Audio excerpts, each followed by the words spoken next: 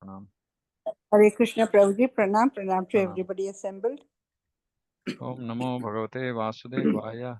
Om Namo Bhagavate Vasudevaya. Om Namo Bhagavate Vasudevaya. Narayanam Namaskritya Naram Chaiva Narottamam Devim Saraswatim Vyasam Tato Jayamudire. Ashtaprayeshu Bhadreshu Nityam Bhagavata Sevaya. Bhagavate Ruttama Shloke Bhaktir Bhavati Neshtiki. Om Agnanatimirandasya Gnananjana Shalakaya Chakshurunmilitam Yena Tasmai Shri Gurave Namaha. Namo Vishnu Padaya Krishna Preshthaya Bhutale Srimate Bhakti Vedanta Swami Niti Namini. Namaste Saraswate Deve Gauravani Pracharine Nirvishesha Shunyavadi Paschatya Deshatarine.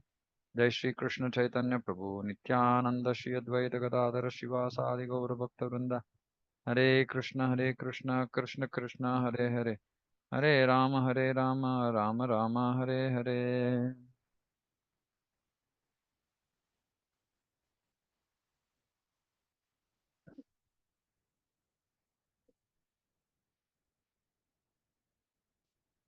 Hare Krishna. So we are reading from Sri Valmiki Ramayana, Canto 1, Volume 1 by His Grace Vidwan Gauranga Prabhu, Rupa Raghunatha Vani. Okay, so I'm reading Canto Summary. This is the first canto, which is Balakanda.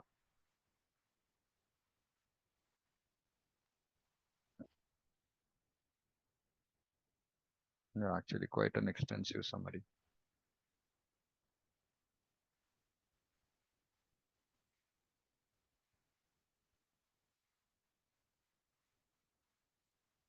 Okay. The following is an unabridged English translation of Canto 1 of Sri Narayana Pandita's Sangraha Ramayana of the Madhva Sampradaya. I offer my respectful obeisances unto the worshipable Supreme Brahman known as Narayana, revealed by Brahma, Shiva, Indra, and other lords of the demigods, pervading space and time by his own qualities, free from all impurities, endowed with auspicious senses, filled with knowledge and bliss, and bestowing us great and affectionate care. May the jewel of ornaments for the girdle of the earth, the jewel of all astonishment, the jewel of all pastimes, the jewel-like supreme deity of the daughter of the ocean, a touchstone jewel for his worshippers in the universe, the jewel of the sky for the lotus-like saints, and the jewel-like sun of Kaushalya shine in the world of my heart. So here Lord Ramachandra has been compared to a jewel in several ways.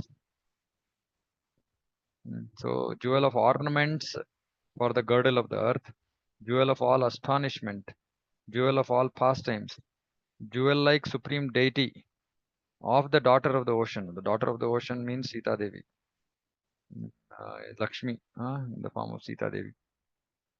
Touchstone jewel for his worshippers in the universe, jewel of the sky for the lotus-like saints, and the jewel-like sun of Kaushalya shine in the world of my heart.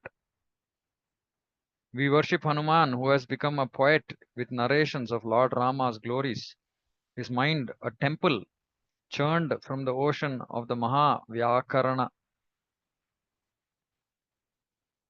Obeisances unto Mukhya Prana Bhima, whose chest shone as a rubbing stone to test the several gold-like heroes. Obeisances unto the milk ocean of Madhva, within whom lies Lord Narayana, on the bed of Ananta Shesha, filled with the liquid essence of complete knowledge, with waves of exalted statements about the supremacy of the Lord. May my great spiritual master, sporting in the pleasing ocean of Moola Ramayana, a mine of jewel-like excellent statements, be pleased. May the cow-like words of Valmiki, which has taken shelter of the feet of the mountain-like Lord Rama, and depending on whose milk-like essence poets like newborn calves sustain themselves, purify you. Okay, so this is an introduction.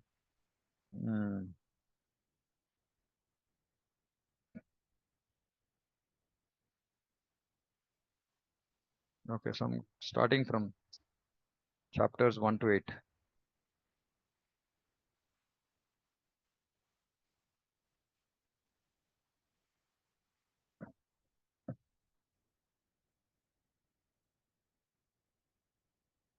Okay. In the beginning, there is only Lord Narayana, an ocean of uncountable perfect qualities. Though self-satisfied, he was enjoying with charming Rama. Like professional reciters glorify a king, the Upanishads glorified the Supreme Lord who had dissolved the universe into himself and had exhibited the pastime of sleep. So this is Mahavishnu.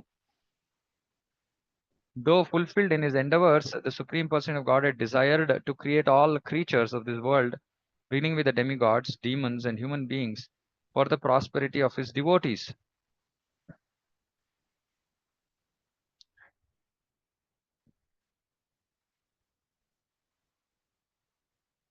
So here, devotees means Lord Brahma and the demigods. Lord Vasudeva, who can easily deliver all like a ripe cucumber from its stem, united with his dear wife Lakshmi, named Maya. This Lord Hari appeared as the destroyer named Sankarshana, the husband of Lakshmi named Jaya, and by whose greatly burning flames the universe becomes like a drop of ghee. Though he became Pradyumna, the husband of the Lakshmi named Kriti, for creating everything, and though non-material, he was untransformed. This is the wonderful pastime of the Lord. Then he appeared as Aniruddha, the beloved husband of Shanti, for the maintenance of universe. Okay, so this is the initial uh, creation of the universe. So,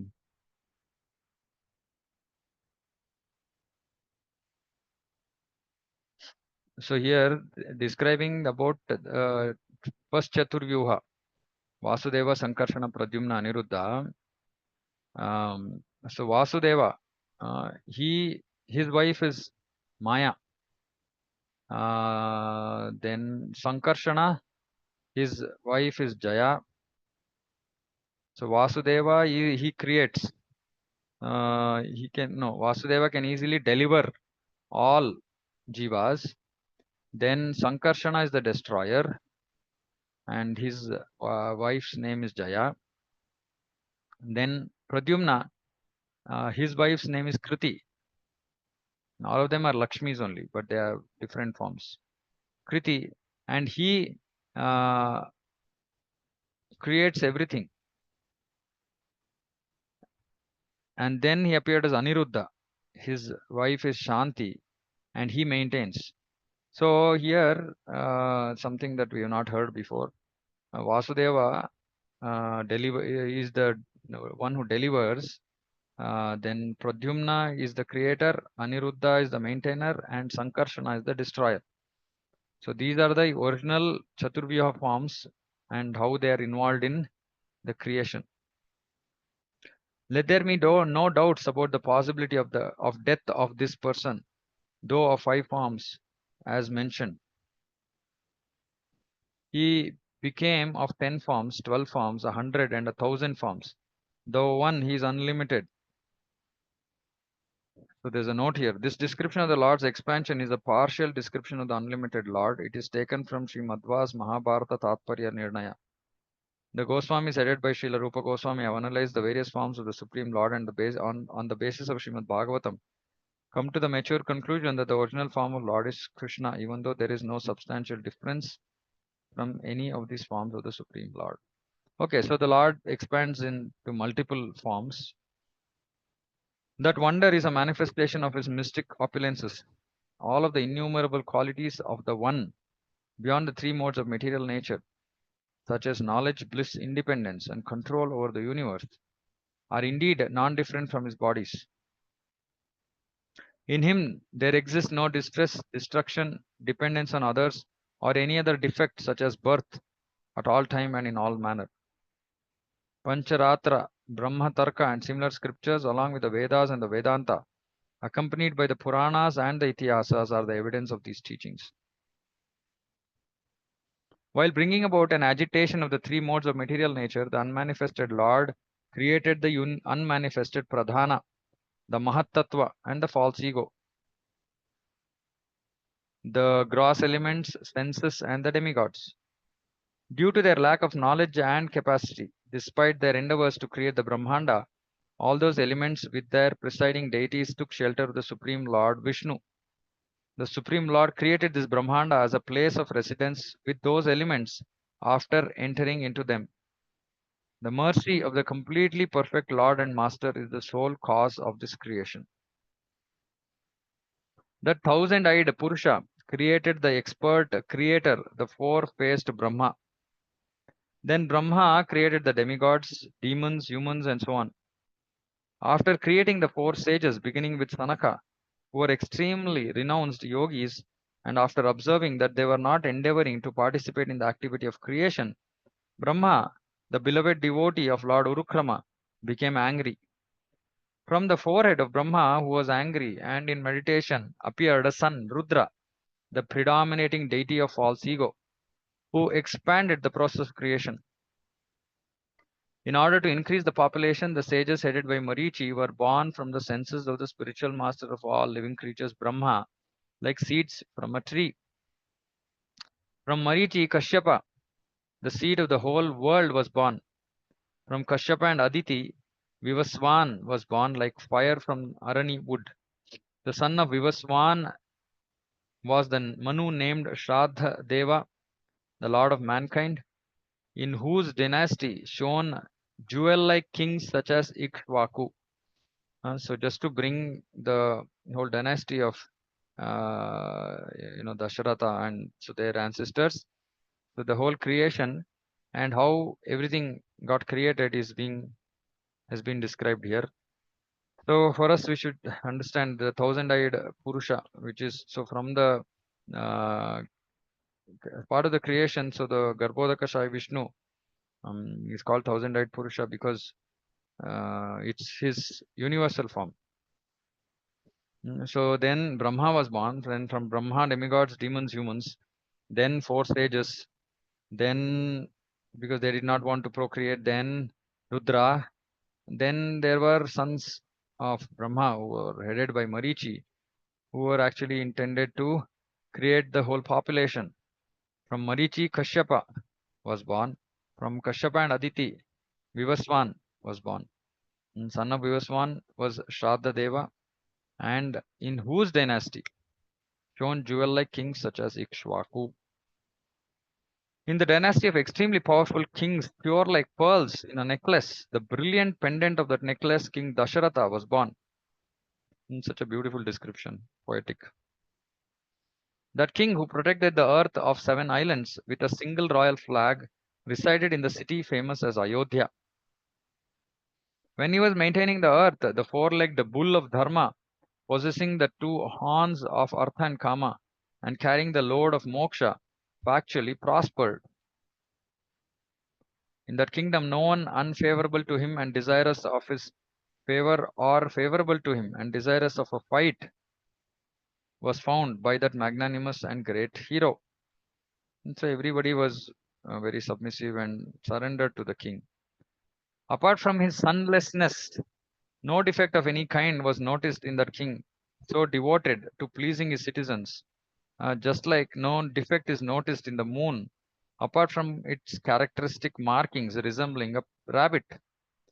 Not obtaining a son from his 3 wives, he became filled with anxiety, like a Mimamsaka becomes filled with anxiety upon not attaining a decisive ascertainment of the nature of reality from a study of the 3 Vedas. And so he became filled with anxiety. The king, greatly feverish upon not having a son and not finding relish anywhere, called Sumantra and other ministers and discussed with them as follows. I shall perform the Ashwamedha sacrifice to please the Lord of the world in order to obtain sons. When the Lord, who is affectionate to his devotees, is satisfied with us, what is unobtainable? O Sumantra, quickly bring the experts in proper recitation of mantras and other performances of yagnas, the officiating priests, and our Guru Vasishta. Indeed, the Kshatriya community should strengthen the Brahmana community just as the wind strengthens fire. Noticing the Brahmanas fixed on Vedic scriptures brought to him by his minister, as soon as he had ordered thus, the king repeatedly bowed down to them without any pride and with great devotion, placing Lord Vasudeva. He bowed down to them without any pride and with great devotion, placing Lord Vasudeva in his heart. The five Brahmanas shown in the palace of King Dasharatha like the five fires, Suyagna, Vamadeva, Jabali, Kashyapa, and Vasishta. With the unanimous consent of those realized souls and their dependents, the king then gathered the ingredients for the Ashwamedha sacrifice.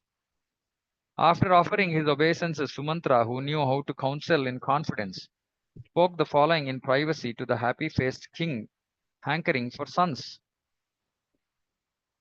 O king, listen to what I have to say. The greatly powerful Sanat Kumara had narrated the following in an assembly of the sages. So he is narrating a previous history. Vibhandaka of terrible penance is the dear son of Kashyapa. From this Vibhandaka, Shriman Rishyashringa will be born like fire from the Arani wood. The king of Anga, Lomapada, will bring that sage Rishyashringa, excellent in the study and practice of Vedic teachings and observed in Brahmacharya, to his kingdom. There will be rain here in Anga when women receiving Rishyashringa by dressing as sages bring him. Then upon obtaining rain in his kingdom, the king of Anga, who had been anxious out of fear of lack of rain in his kingdom, will give in charity his daughter named Shanta to Rishyashringa like a prize for having brought about the rain. Bringing this sage to his kingdom, the king named Dasharatha will have him conduct a sacrifice. Lord Adhokshaja will become his son Rama. The very pleasing moonlight of the fame of the descendant of Raghu will dispel the dense darkness of this world and delight his devotees. So this is a history that Sumantra knew, and which was actually spoken by Sanat Kumara previously in an assembly of sages. So there is a son of Kashyapa named Vibhandaka. Vibhandaka's son is Rishyashringa. The king of Anga, Lomapada, he is disturbed because there's no rain. So somehow he brings Rishyashringa to his kingdom. And as soon as Rishyashringa comes, then there is rain in the kingdom. And so because the king Lomapada is happy, he gives in charity his daughter Shanta, who is actually the daughter of Dasharatha. So he gives Shanta in marriage with Rishyashringa. And then on the request of Lomapada, his father-in-law, Rishyashringa comes to Ayodhya to perform this sacrifice for Dasharatha. And then it is foretold here saying that as a result of that sacrifice, Lord Adhokshaja will become his son Rama. This narration by Sanat Kumara, confidential even to the demigods, was heard by me. Therefore, invite that sage from Lomapada's home. After listening to the narration related by him with Vasishta's consent, Dasharatha, the king of Kosala, personally went and brought Rishyashringa, the best of sages. When the sacrificial horse was brought after it had circumambulated the earth, the king was initiated into a fire sacrifice on the northern bank of Sarayu. Being summoned by Emperor Dasharatha, whose opulences were like that of Kuvera, the treasure of the demigods, kings came to the sacrifice like Vaishyas bringing gifts. All of the citizens, their eyes enthusiastic to witness the great festival of their master, and while glorifying his prowess, came to the Yagnashala. In that place, these words were constantly heard. Sit down, eat again and again, drink this, put on this dress. The words, please give us, were never ever heard, which means everything was so nicely arranged that nobody had to ask for anything. This is the sacrificial arrangements. Rishyashringa and Vasishta, expert in Karmakanda procedures, properly executed the Ashwamedha Yagna with sacrificial priests endowed with good qualities. Thinking of Lord Keshava in the sacrificial mantras, procedural rules, instruments, performers, fires, place, and time, they executed their prescribed duties spotlessly. Vayu and other demigods were delighted by the performance of the Ishti sacrifices and the offerings of the Pravargya sacrificial oblations. the 3 savana sacrificial oblations of soma juice and various sacrificial animals. Indeed, who can describe that sacrifice whose sponsor was Dasharatha, performer was Vasishta, and the result was the appearance of Lord Rama, which means it was an amazingly organized sacrifice. Observing that all of the directions, though donated personally to the priest, were returned to him, Dasharatha gave in charity 100 million gold coins and 100,000 cows to the priests. So Dasharatha donated all the directions to the priests, but they returned it back to him. And so then Dasharatha gave 100 million gold coins and 100,000 cows in charity. The master of the 4 Varnas, Dasharatha, gave in charity silver coins 4 times in quantity to that of the gold coins, and offered obeisances on the ground to the priests, saying, "May Lord Vishnu be pleased with us." Then all of the citizens, gratified by the cloud-like descendant of Raghu, Dasharatha, who showered upon them 10 million gold coins, shone as if they were refreshed. The king took out and smilingly gave his bracelet in charity to a poor begging Brahmana.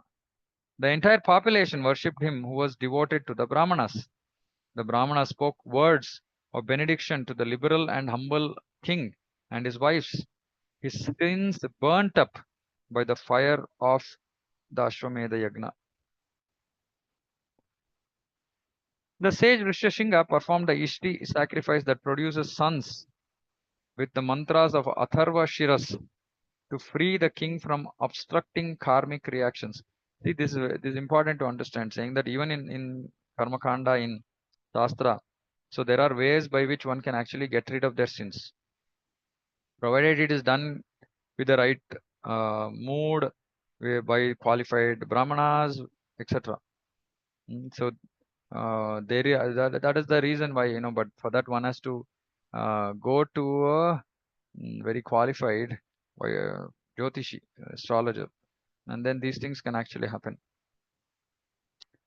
So why Dasharatha was not having sons? Because this is karmic reaction. So Rishyashinga performed this Putra Kameshti, Ishti sacrifice with the Putra Kama, with the desire to get a son, by using some mantras of the Atharva Shiras to free the king from obstructing karmic reactions. So that possessing a son was obstructed by karmic reactions.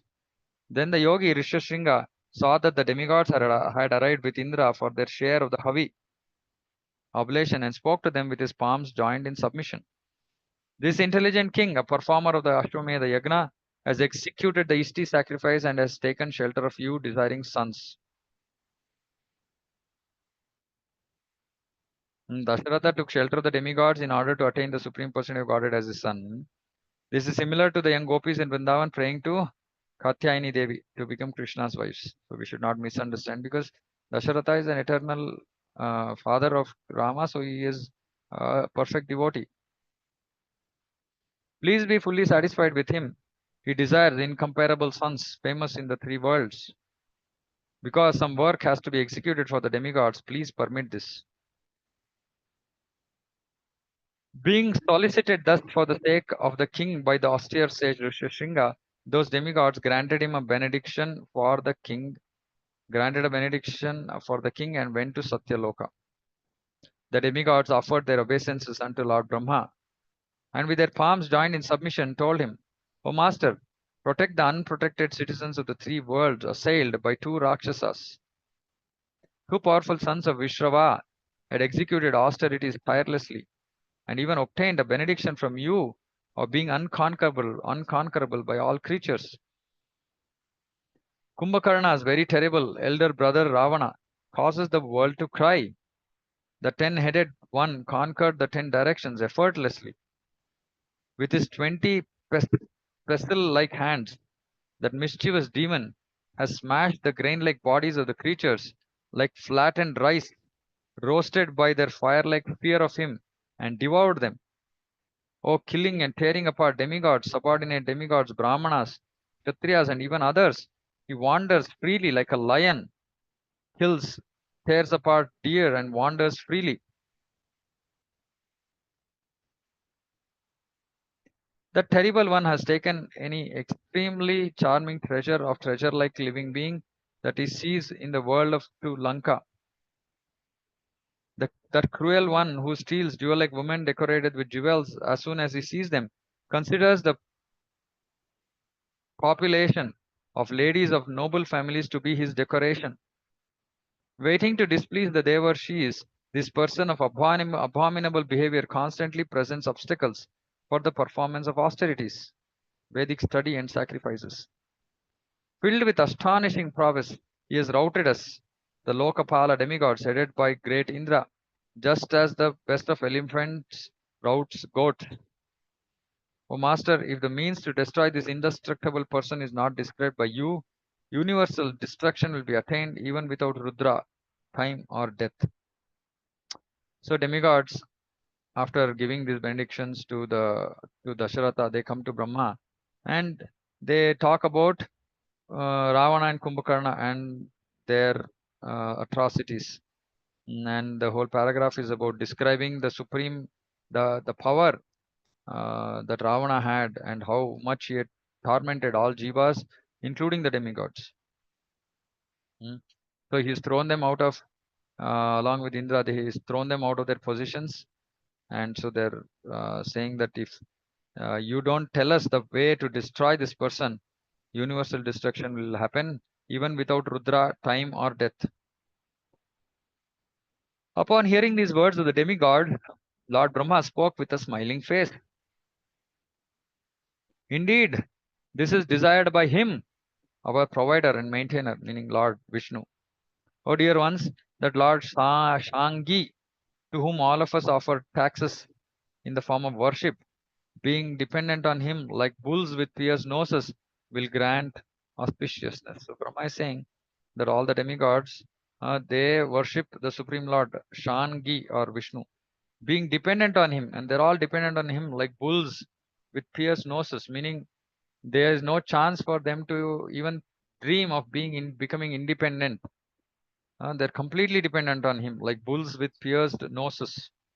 And Brahma is smilingly saying, he will grant auspiciousness. Don't worry. Having spoken this much, Lord Brahma, who is born of a lotus, along with Lord Shiva and the demigods, then went to the bank of the milk ocean.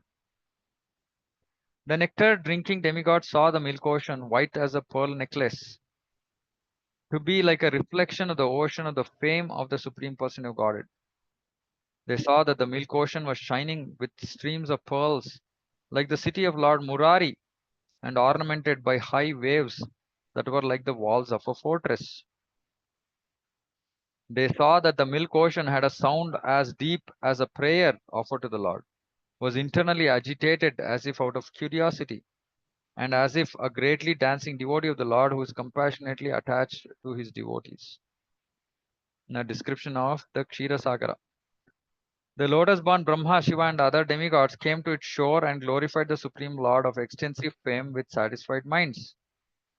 So they say, our obeisances unto you who sleeps on Ananta Shesha, our obeisances unto you who displays various pastimes, our obeisances unto you who are without beginning, end, and middle, our obeisances unto you, Narayana. O Master, how wonderful it is that your Lordship alone causes the dissolution, creation, maintenance, protection, enlightenment, delusion of the universe, as well as the transmigration of conditioned souls according to their karmic reactions and the liberation of worthy souls. So everything is done by the Lord. Despite constantly singing your qualities, which are unlimited in nature, one by one or in groups, we do not reach the end of your glories. How then is it possible for others? O Lord, as long as the fire named Ravana does not burn up the universe, please accept the sonhood of Dasharatha, destroy that fire by the increasing ocean of your heroism, and make your exclusively surrendered devotees free from calamities. So the prayer offered by Brahma, Shiva, and demigods to Lord who is lying on the Ananta Shesha in the Kshira uh, Shweta Dvipa. Besieged thus by the demigods who had offered him obeisances, the Lord of ancient form, his splendor like that of rising suns, dressed in a yellow garment, beautifully ornamented and exposing his Kaustuba jewel and charming to the mind, became visible. The Lord actually becomes visible, delighting the celestial deities with the moonlight of his mild smile. Lord Hari completely allayed their fear with a voice as grave as the thundering of clouds. See how fortunate are the demigods. They're in trouble. They go to the Lord, they go to Vishnu, they go to Narayana, they go to Vishnu, Kshirodakashaya Vishnu, and then he uh, becomes visible to them. Mm. So he says, "O demigods, be free from anxiety and be in good health in your heavenly planets. O children, without any delay, I will kill your enemy who has conquered the three worlds." That's all simple. Upon hearing those words spoken by Lord Uttama Shloka that were nectar to their ears, their purpose accomplished, the demigods went to the heavenly planets from there. See, from this we can understand if we are trying to do anything for the purpose of the Lord, that because He wants it done, He will naturally He will give His mercy and that will get done. Here, demigods, though it seems like they're praying for themselves, but they're not actually praying for themselves. They're praying for the upliftment of this world, the three worlds, which is what the Lord wants. That everybody, all jivas here, finally, they come to right consciousness, surrender to Him, etc. And that is the whole creation. And there are functions in the creation which the demigods are taking care on behalf of the Lord. So when these demigods come and pray sincerely to the Lord, Lord obliges and takes care of the problem. So of course, like we've discussed this multiple times, devotees also have to be completely dependent on the Lord. Now, of course, initially, like yesterday also we were discussing about this surrendering. Initially, we might not have the faith in Krishna not to pray for solution to our problems, which is perfectly okay. Now, when we are in that stage of devotion, we should still surrender to Him, and we can pray to Him for solution to our problems, whatever it is. Initially, devotees might just ask for solving material problems, which is okay, and then slowly, then we have to make progress so that to and come to a stage where we will pray to the Lord, maybe, but not for material things. Slowly, this praying for material things has to keep coming down, and then maybe at some point of time it will become zero, and we start praying for spiritual things. Initially, devotees start praying for personal spiritual progress, right? Like my bhakti, etc., etc. Now, then, as we make further progress, we stop praying for ourselves and we maybe start praying for others. Eventually, we'll come to a stage where we won't ask the Lord for anything, but just desire His pleasure. Right. So these are all various stages of surrender we can think of, as is evident in the lives of various devotees and Shastra. So, but the important thing is just simply surrendering unto Supreme Lord without any deviation. That is unflinching, complete surrender. And Mam Ekam Sharanam Vraja, surrendering to the Lord alone. And based on our maturity in Krishna consciousness, our faith in Krishna, how much we are attached to this material world, we will go through, and how much really we are attached to Krishna, we will go through these different stages of surrender. Okay. From the blazing fire of the Ishti sacrifice of King Dasharatha arose a great being sent by the Lord of creatures of shining luster. That being that being, as in that living being, that person who came out, he gave the king Payasa, filled up to the brim of a golden vessel, saying, "This will grant you sons," and quickly disappeared in that very fire. Then the king called his blessed and beloved queen Kausalya and gave her a major portion, half of that sweet milk rice Payasa. Half of it he gave it to Kausalya. Then the devotee of Lord Hari gave half a portion of the pure sweet rice from the remaining half to sweet smiling Sumitra. So 25% of the overall he gave it to Sumitra, 50% to Kausalya, 25% to Sumitra. Then he gave a half of the remaining half, 12.5% to Kaikeyi. Then he gave the remaining half to Sumitra again. So 50% to Kausalya, 37.5% to Sumitra, and 12.5% to Kaikeyi. After relishing these portions of the payasa, the queens shone greatly, just as the wives of bumblebees with delighted minds shine greatly after relishing the features of the spring season. So they were all very happy. Those excellent women obtained a child each in the womb from that sinless descendant of Raghu, just as the directions obtained the moon, the cause of happiness from the birth fortnight, from the bright fortnight. So they all each obtain a child. Understanding the descent of the mace wielding Lord Hari in the home of King Dasharatha, the self-born Brahma personally called the demigods and said this: though completely perfect in himself, the Supreme Lord, the reservoir of compassion, has incarnated to bless us. Serve him who is worthy of being served by incarnating on the surface of the earth. Unlike in the Krishna Lila, where the Lord in Shetadipa, he asked the demigods to go and take birth. Here looks like the Lord has appeared, and then Brahma is telling all the demigods to go and appear on earth. Generate offspring in Riksha women, Vanara women, and other women, and personally, um, so take birth with good qualities.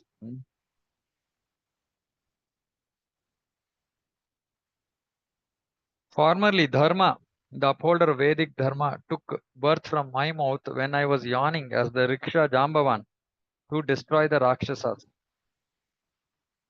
So this is also another category of jivas. Like Jambavan belongs to this Riksha community. Then there are Vanaras, all different types of monkeys, etc. In order to execute the order of Lord Brahma, they immediately took birth on earth. Some took birth as black-faced Golangula monkeys. So different types of species. Some as rikshas, some as vanaras, and others as humans. Mukhya prana, Vayu, the best of the devotees of Lord Uttama Shloka and the best of all in the universe, except Lord Brahma, became Hanuman. So Vayu became Hanuman. Indra became the Vanara named Vali. Chandra became Vali's son Angada. Surya became the Vanara named Sugriva. And Agni became the Vanara named Neela. And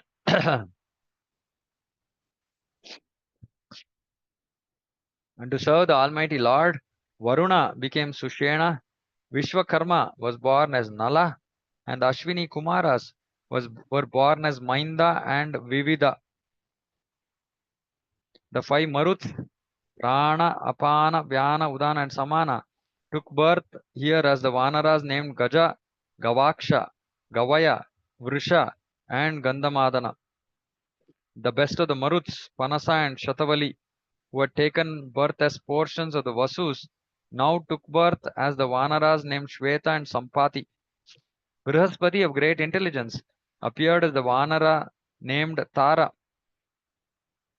Shachi, the queen of great Indra, became the Vanari Tara. So there are two, one male Tara and then there is one female Tara. Brihaspati became the male Tara and Shachi became the female Tara, who was Tara's sister. Kuvera became Khattana. Niriti became Durmukha. Prior to Hanuman's appearance, the best of Maruts had appeared as Kesari. Parjanya was born as Sharabha. Most of them appeared as their own sons. Rishis, Gandharvas, Siddhas, and others also took birth in the thousands. Angered, they could tear apart the earth. They could lift mountains. All these monkeys. They could tear apart the earth. They could lift mountains with nails and teeth as their weapons. Their strength increased to that of 10,000 elephants. Born in various species, expert in varieties of warfare, they served the husband of Rama of unlimited prowess, of unlimited kinds. This earth was decorated all over by them like other mountains whose wings had not been cut off, and like thick monsoon clouds.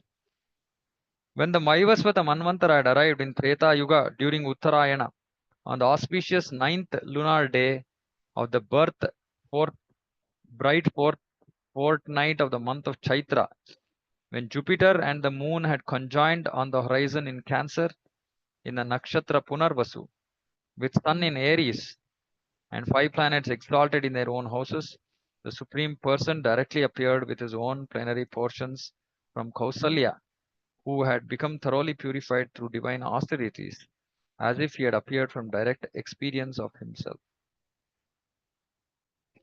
Okay, so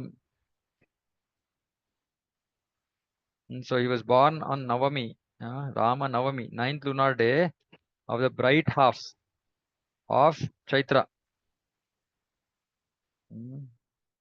And then there is a position of the star of all the planets described. So it's astrological. So we can understand that this is also not a Jayanti. This is not a Jayanti. Jayanti only happens when Krishna appears. So this is also an auspicious, time, but it's just called Rama Navami.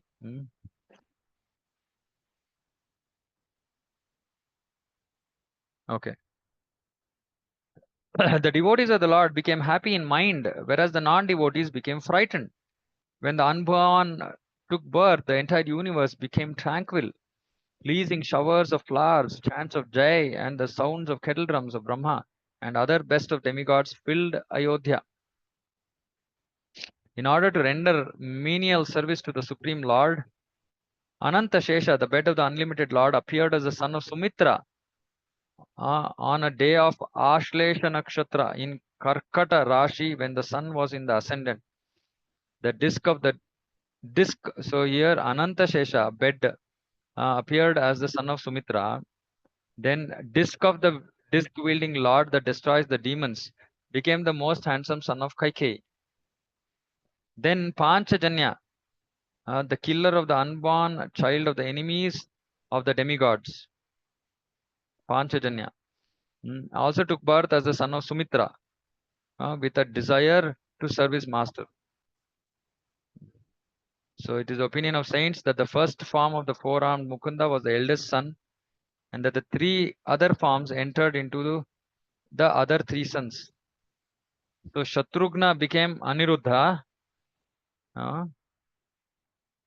Pradyumna became Bharata, Sankarshana, the destroyer of the worlds, became Lakshmana.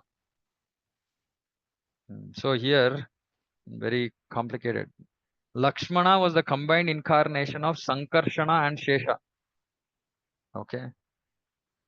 So Lakshmana, who was born to Sumitra, was the combination of Sankarshana and Shesha.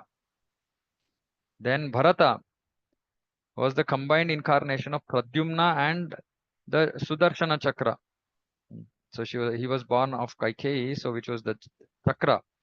So Pradyumna and Sudarshana Chakra came together as Bharata. And then Shatrughna was a combination of Aniruddha and the Panchajanya Shankha.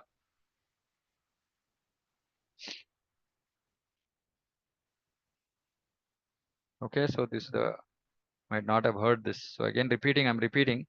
Sankarshana and Shesha combined to become Lakshmana. Pradyumna and Sudarshana Chakra combined to become Bharata. And then Aniruddha and Panchajanya combined to become Shatrughna, and Vasudeva appeared as Rama. The sunless king having attained, okay, I think we'll stop here. It's already 9:07. Okay, so we'll continue from here. So the sons have been born, and who they are, how they've appeared, all this we have heard. And how all the demigods have now appeared on earth as various rikshas, monkeys, vanaras, and humans. And how all the great demigods who were named have all appeared as have taken birth and all ready to serve Lord Rama. So after they've appeared, actually, I don't know which one happened. Okay, so here it looks like the first Lord appeared, then okay, sequence is not given, but all these demigods appear, and then the Lord also appears in 4 forms as Rama, Lakshmana, Bharata, and Shatrughna. Okay, so we'll stop here. Little bit technical, little bit different language compared to Srila Prabhupada, but yeah, amazing work. So we are so fortunate to be reading this. Okay, so we'll stop here for today. Shri Ramachandra Bhagavan ki jai, Shri Valmiki Ramayana ki jai, Jagat Guru Srila Prabhupada ki jai, Samaveta Gaura Bhakta Vrinda ki jai, Vancha Kalpatarubhyascha Kripa Sindhubevacha, Patitanam Pavanebhyo Vaishnavebhyo Namo Namaha, Ananta Koti Vaishnavindi ki jai. Hare Krishna. Hare